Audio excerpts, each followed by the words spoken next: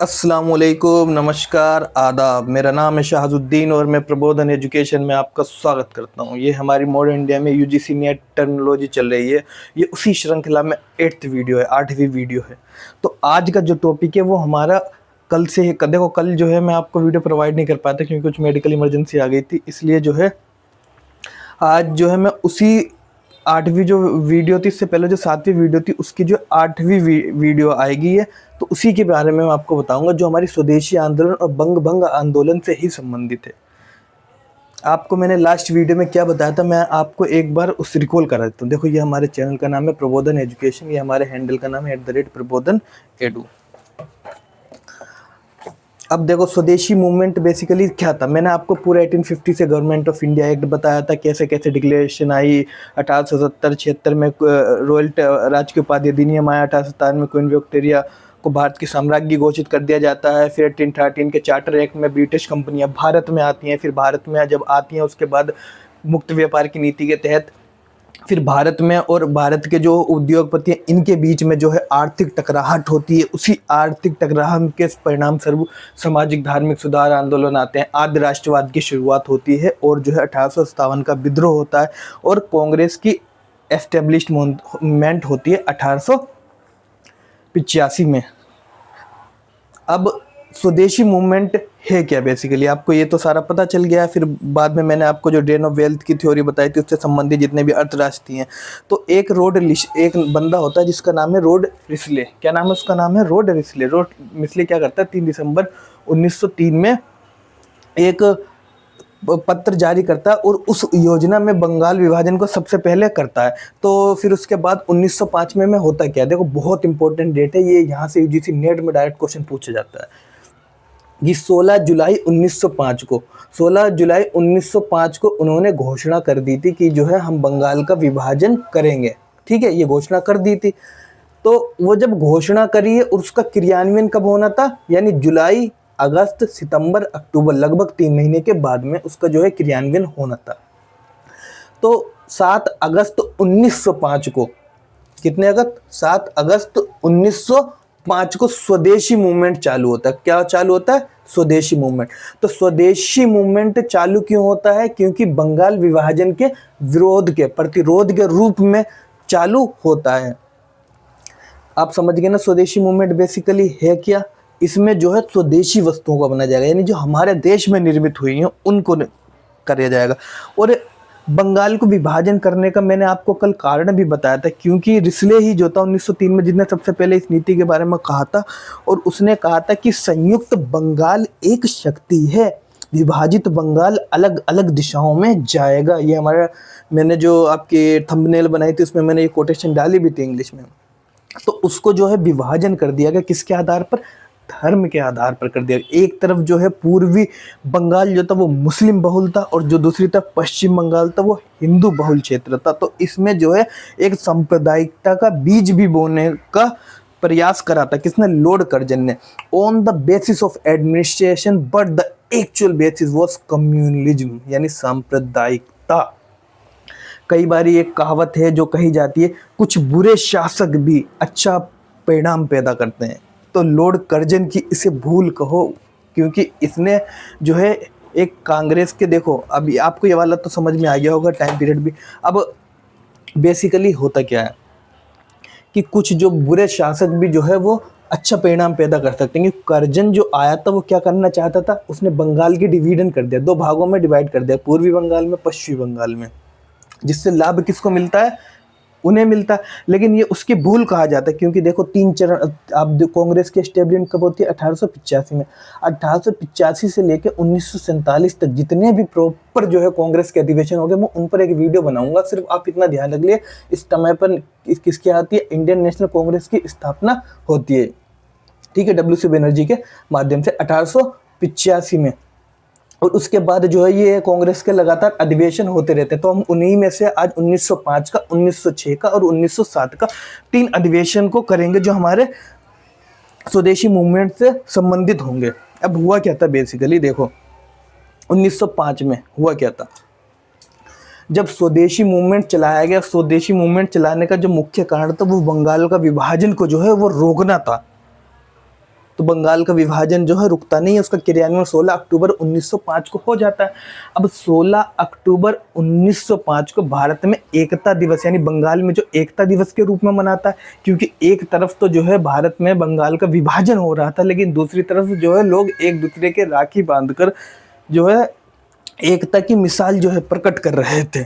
तो ऐसे में बंगाल विभाजन जो है वो 16 अक्टूबर को क्रियान्वयन होना था, 16 अक्टूबर को।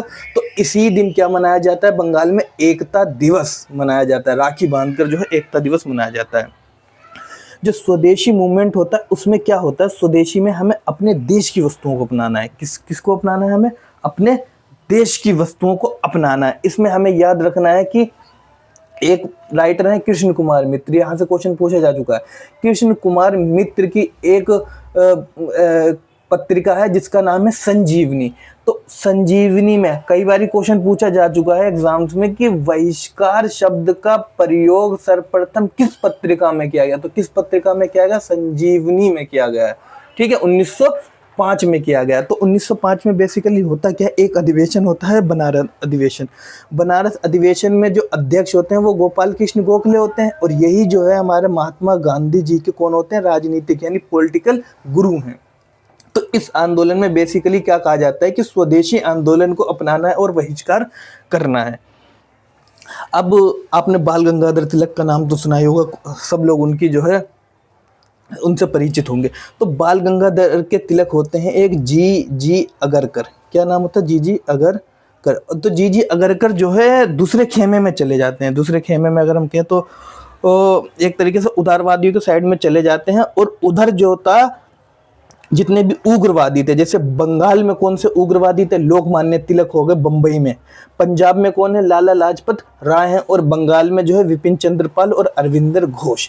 देखो 1885 से लेके 1905 तक का इसे क्या कहते हैं, कांग्रेस का उदारवादी चरण। और 1905 से 7 तक कौन सा चरण आएगा, उग्रवादी चरण आएगा। कौन सा चरण आएगा, उग्रवादी।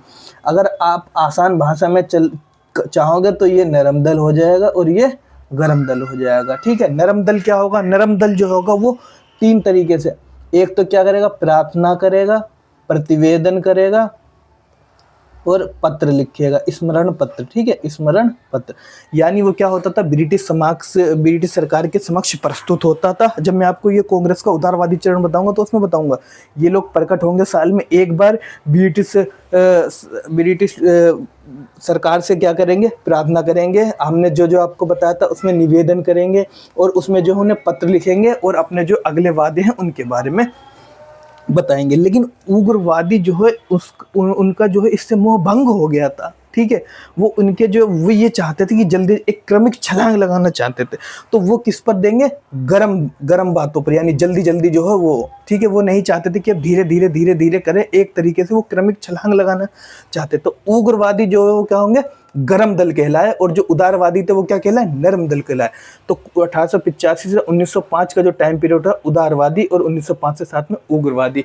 आपको इसी के साथ साथ हमें भारत में जो है क्रांतिकारी गतिविधि, जब मैं आपको पढ़ाऊंगा पूरा एक मैपिंग के थ्रू एक बार ही बता दूंगा कि होता क्या है कि मॉडर्न हिस्ट्री में पूरा सीक्वेंस में आपको बताऊंगा। तो अब जो है आपको पता चल गया 3 गुट बन गए हैं, त्रिगुट, लाल बाल पाल। कौन कौन से गुट, लाल बाल पाल, यानी जहां के भी उग्रवादी थे वो आपस में क्या हुए, एकजुट हो गए। इधर पंजाब में लाला लाजपत राय थे, बंबई में जो है हमारे लोकमान्य तिलक थे, और दूसरी तरफ जो है बंगाल में विपिन चंद्र पाल और अरविंद घोष। अब अरविंद घोष बहुत ही इंपॉर्टेंट नाम है, क्योंकि इन्होंने एक अवधारणा रखी है जिसका नाम है निष्क्रिय प्रतिरोध। अब निष्क्रिय प्रतिरोध में 4 प्रस्ताव आएंगे, मैं भी बताऊंगा आपको। निष्क्रिय प्रतिरोध में 4 प्रस्ताव आएंगे, और इनकी ये जो है यूजीसी नेट का डायरेक्ट क्वेश्चन है कि न्यू लैंप्स फॉर ओल्ड, ये जो है 2022 में पूछा गया था फर्स्ट शिफ्ट में, न्यू लैंप्स फॉर ओल्ड। इस पुस्तक को 2-3 बार पूछा जा चुका है, और अब की बार तो पूरा बताया गया था कि इसमें क्या था। देखो न्यू लैंप्स फॉर ओल्ड थी, इसमें इन्होंने क्या करा था, अरविंद घोष पता है कौन है आपको, उग्रवादी नेता है। तो इन्होंने इसमें उदारवादी, ये तो उग्रवादी अरविंद घोष, तो इन्होंने उदारवादी विचारधारा की एक क्रमिक आलोचना की, इन्होंने ये भी कहा था कांग्रेस जो है वो अतिवाद से मर रही है। अतिशयवाद, अतिशयवाद का मतलब होता है कि जो है अपने एक तरीके जो सर्वोत्तम अपने आप को समझता है, एक्सट्रीम अपने आप को समझता है, तो बोलता है, इन्होंने ये विचार दिया था इस पुस्तक के में, कांग्रेस किससे मर रही है? अतिशयवाद से मर रही है, अतिशयवाद से मर रही है। कांग्रेस जो है बुर्जुआ वर्ग, किससे? बुर्जुआ वर्ग। ये डायरेक्ट यूजीसी नेट का क्वेश्चन मैं आपको बता रहा हूँ कि कांग्रेस जो है बुर्जुआ वर्ग से संपर्क स्थापित करने में असफल रही है। इस आधार पर इन्होंने अपनी पुस्तक न्यू लैम्प्स फॉर ओल्ड में जो है एक उदारवादी राजनीति की क्रमबद्ध आलोचना की थी। ठीक है, क्रमबद्ध आलोचना। अब आपने समझ लिया 1905 का अधिवेशन, आपको समझ में आ गया होगा। अब 1907 का अधिवेशन के बारे में हम जानते हैं। 1907 का अधिवेशन, 1906 का अधिवेशन पहले देखते हैं। कलकत्ता अधिवेशन 1906 का अधिवेशन होता है, वो कहाँ पर होता है? कोलकाता में। अब कलकत्ता में बेसिकली होता क्या है, जो उदारवादी होते हैं और एक तरफ उग्रवादी होते हैं। तो उग्रवादी जो राइटर्स होते हैं ये क्या करते हैं, ये जो नाम किसका सजेस्ट करते हैं? तिलक का। ठीक है, बाल गंगाधर तिलक। ठीक है, बीजी तिलक का करते हैं। दूसरी तरफ जो होता उदारवादी होते हैं, जो कौन होते हैं? उदारवादी में मेहता और गोखले गुट कहा जाता है। इन्हें क्या कहा जाता है? मेहता गोखले गुट, यानी फिरोज शाह मेहता और गोपाल कृष्ण गोखले, ये उदारवादियों के दिग्गज नेताओं में से एक हैं। तो ये मेहता गोखले ग्रुप जो है किसका नाम प्रस्तुत कर देता है? दादा भाई नौरोजी का। और दूसरी तरफ जो उग्रवादी जो लोग होते हैं वो किसका नाम प्रस्तुत करते हैं? बाल गंगाधर तिलक का। अब देखो दादा भाई नौरोजी जो है, जिन्होंने मैंने आपको बताया औद्योगिकरण का सिद्धांत, property and British rule India में जो है पुस्तक में जो है इन्होंने डेन ऑफ वेल्थ की भी जो थ्योरी बताई थी वो दी थी। तो ये एक दिग्गज नेता थे, एक तरीके से ये बाल गंगाधर तिलक के जो है राजनीतिक गुरु भी थे। तो जो है उग्रवादी इनका विरोध नहीं कर पाते इनके, क्योंकि इतने दिग्गज थे राजनीति में, इसलिए इनका विरोध करना संभव नहीं था। लेकिन फिर भी उग्रवादियों के दबाव में 4 भारी भरकम प्रस्ताव जो है इस अधिवेशन में क्या होते हैं? पास होते हैं। इस अधिवेशन में क्या होते हैं? पास हो जाते हैं। कितने? 4 भारी भरकम प्रस्ताव आते हैं, जिसमें स्वराज होता है, राष्ट्रीय शिक्षा होती है, स्वदेशी होता है और बहिष्कार होता है। 4 भारी भरकम प्रस्ताव। मैंने आपको बताया था कि निष्क्रिय प्रतिरोध की अवधारणा किसने दी? तो अरविंद घोष ने दी थी निष्क्रिय प्रतिरोध की। और यही जो 4 प्रस्ताव थे ये वही हैं: स्वराज, राष्ट्रीय शिक्षा, स्वदेशी और बहिष्कार। यानी स्वराज, हमें अपना स्वराज अपना चाहिए, अपना स्वशासन अपनाना चाहिए। ठीक है, हमें अपने देश की राष्ट्रीय शिक्षा अपनानी चाहिए, विदेशी वस्तुओं का बहिष्कार करना चाहिए। स्वदेशी मूवमेंट में आपको ये पूरा बता ही रहा हूँ। तो स्वदेशी में हमें अपने देश की वस्तुओं का अपना है, और बहिष्कार से संबंधित है कि ब्रिटेन के जो भी वस्तुएं हैं हमें उनका क्या करना है? निरंतर बहिष्कार करना है। अब बच्चों ने स्कूलों का बहिष्कार किया। जो औरतें थी वो जो चूड़ियां पहनती थी, बैंगल्स पहनती थी, उन्होंने उनका बहिष्कार किया। जो पुरोहित थे उन्होंने जो तो मिठाई जो बनाते थे ब्रिटिश के लिए या फिर जो भी थे, उन्होंने उसका बहिष्कार कर दिया। धोबी लोगों ने कपड़े धोने से इनकार कर दिया, छात्रों ने स्कूल जाने से इनकार कर दिया। तो जिस व्यक्ति ने जैसा प्रतिरोध कर पाया अपने स्थान से, उसने वैसा ब्रिटिश गवर्नमेंट का प्रतिरोध करा, ब्रिटिश वस्तुओं का जो है बहिष्कार किया। तो ध्यान रखना, तो कलकत्ता अधिवेशन में जो है दादा भाई नौरोजी ने अध्यक्षता की थी।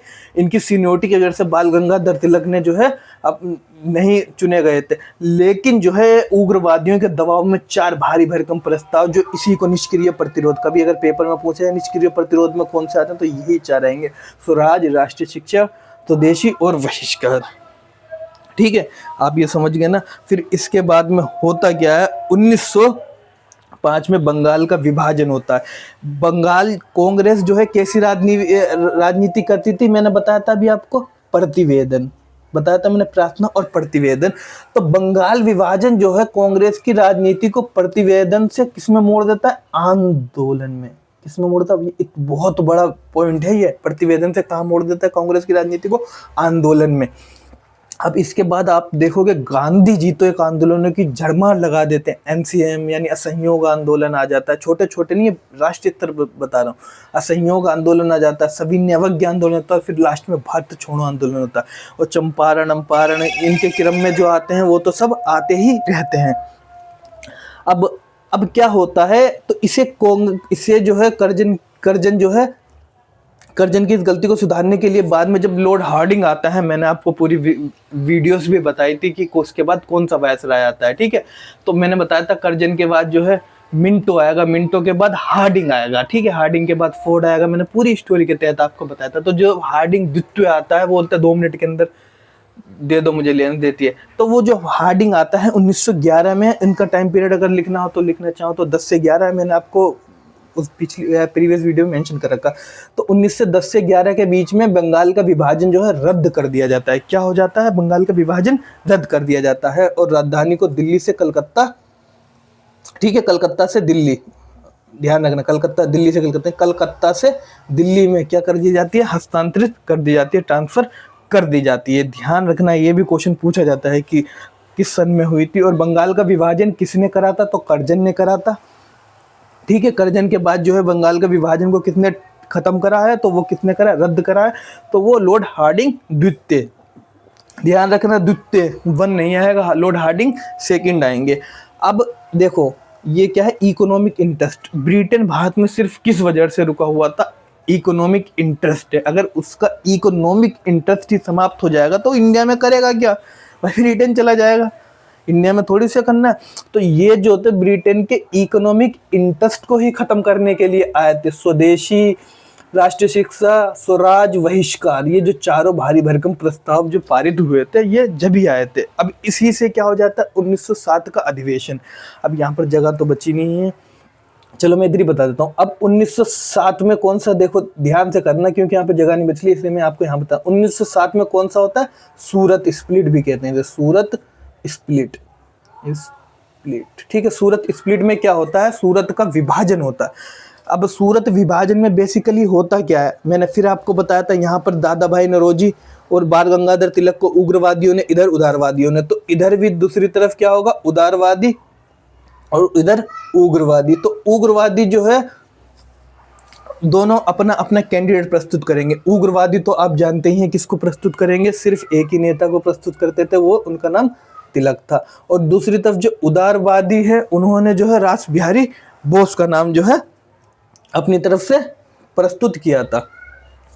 अब भाई रास बिहारी बोस जो है राजनीति में इतना बड़ा दिग्गज नाम नहीं था, तो इस वजह से उन्होंने क्या किया? रास बिहारी बोस का जो है विरोध किया। किसने? रास बिहारी बोस का नाम लिखना चाहो तो लिख दो, रास बिहारी बोस।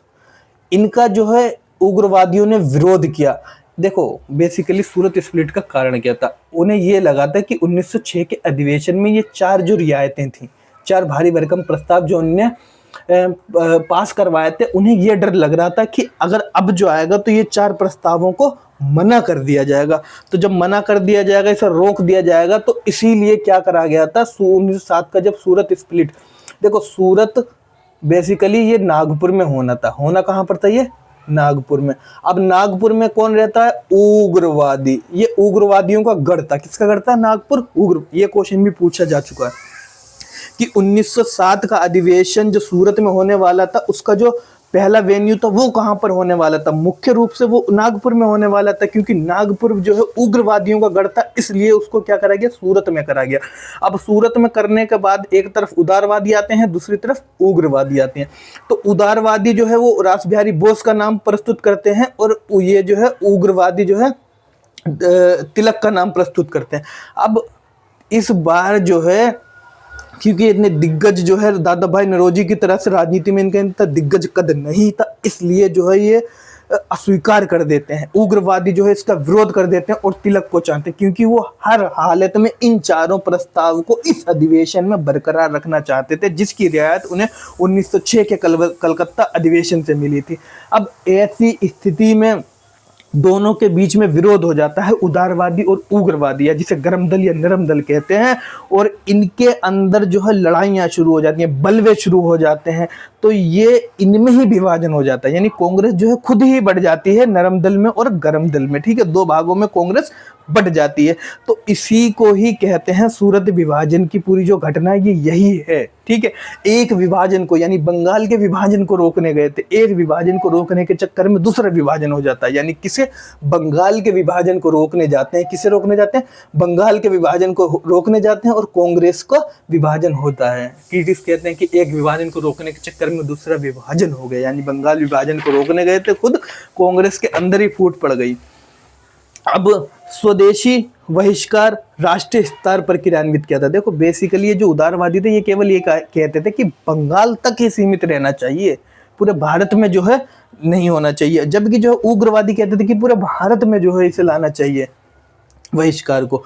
अब राष्ट्रीय स्तर पर क्रियान्वित करना था, मैंने आपको बताया था, जिसमें से गांधी जी तो आंदोलनों की एक झड़ी सी लगा देते हैं। महात्मा गांधी जो है quit Indian movement, CDM, NCM पूरी जो है ये 1920 से जो है शुरू हो जाता है, 20 से फिर 30 के आसपास, फिर 1942 में। ये बड़े आंदोलनों के रूप में छोटे छोटे भी छुटपुट भी होते रहते हैं, मैं उनको आप जब सीक्वेंस पढ़ाऊंगा तब बताऊंगा। तो महात्मा गांधी भी एक आंदोलनों की जो है श्रृंखला लगा देते हैं। तो इतने सारे आंदोलन होते हैं। तो यही है हमारा स्वदेशी और बंगाल विभाजन। आपको मैंने डेट्स भी बता दी हैं, आपको जो मैंने इंपॉर्टेंट फैक्ट थे उनके बारे में, सब के बारे में जो है बता दिया है। और अगली वीडियो जो होगी वो सत्याग्रह के ऊपर होगी। छोटा सा टॉपिक है लेकिन इसमें बहुत ही इम्पोर्टेंट जो है विचारधारा है, उसके ऊपर हम बात करेंगे।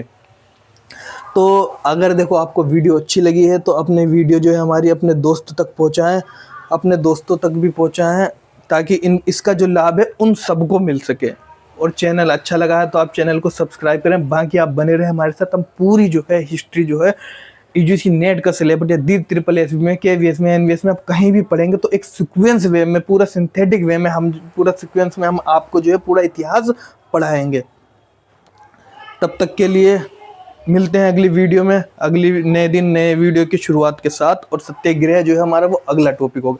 अगर आपको कोई भी दिक्कत आई है स्वदेशी या बंगाल विभाजन के आंदोलन में, ये भी हमने एक छोटे तौर पर जो है कवर किया है, मैं आपको पूरा प्रॉपर तरीके से बताऊंगा इसके बारे में डिटेल में। अगर आपको वीडियो जो है अच्छी लगी है तो सब्सक्राइब भी कर लें चैनल को, और बाकी मिलते हैं नेक्स्ट वीडियो में। तब तक के लिए जय हिंद, जय भारत।